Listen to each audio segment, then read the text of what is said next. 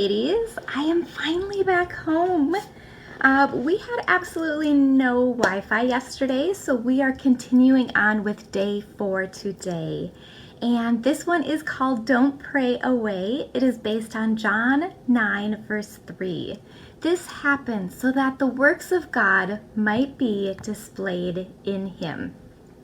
So I am just wondering if you in your life, maybe in your business, have ever asked the Lord, why? Why me? Why is this happening? Why?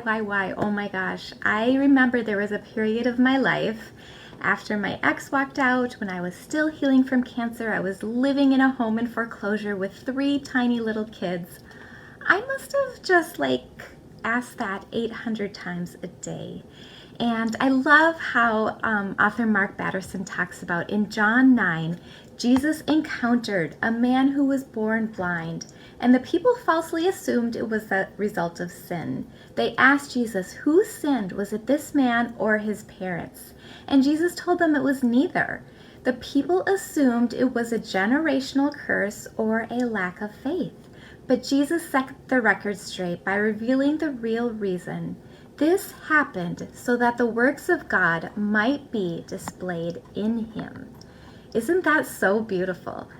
So sometimes the purpose of prayer is to get us out of circumstances. Do you ever pray, Lord, if you just answer this prayer, I will do anything?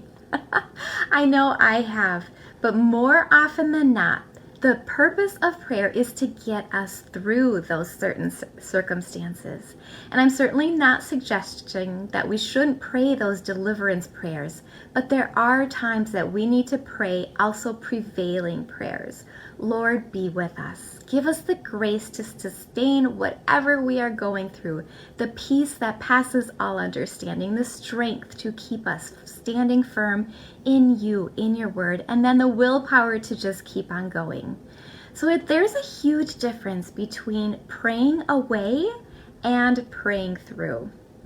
And we're often so anxious to get out of those really terrible situations of worry, fear, anxiety, of something happening to us, our family, our friends, loved ones, that we often fail to grow enough through them. And we're so fixated on getting out of them that we don't get anything out of them.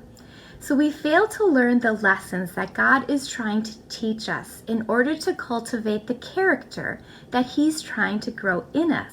Isn't that an amazing way?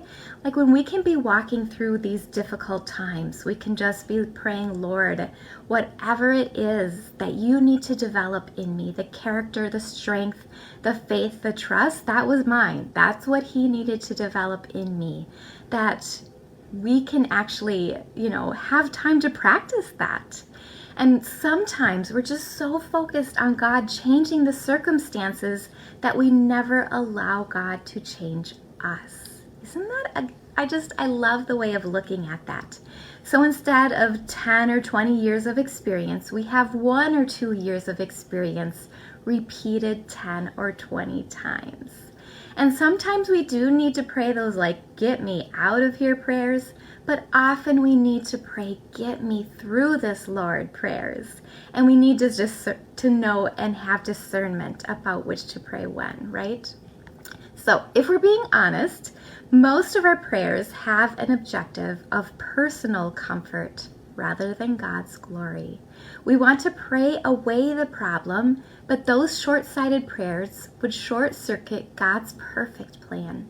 There are seasons and situations where we simply need to pray through.